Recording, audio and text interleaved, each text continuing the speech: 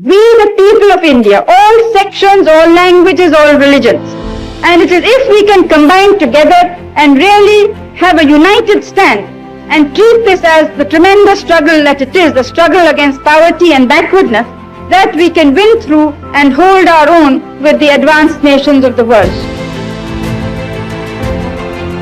नाम है शक्ति का, त्याग का, बलिदान का।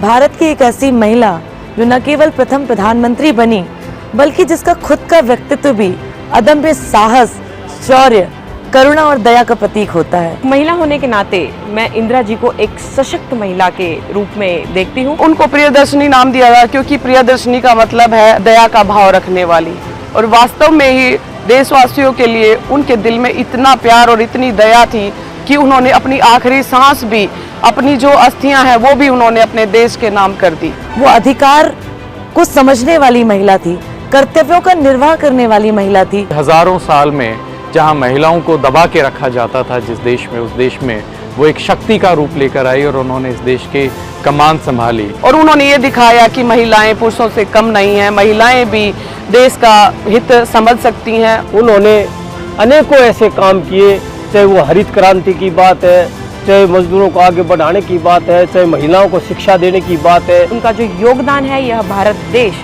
कभी नहीं भुला सकता। जब मैं बचपन में कोई काम नहीं कर पाती थी तो मेरी दादी बोलती थी कि इंदिरा गांधी जी देश पर राज करती है, तुम ये काम नहीं कर सकते। तो हमें लगता था कि हमें भी काम करना चाहिए, हमें भी इंदिरा गांधी जी जैसा बनना चाहिए। उनके जैसी न कोई पंतप्रधान बनी है न कोई बनेगी, और हम ऐसी महिला शक्ति को प्रणाम करते हैं। और मैं चाहती हूँ भारत देश की प्रत्येक बेटी इंदिरा गांधी जी बने। वो इंदिरा है, वो माँ है, और हम सब आज कहते हैं माँ तुझे सलाम।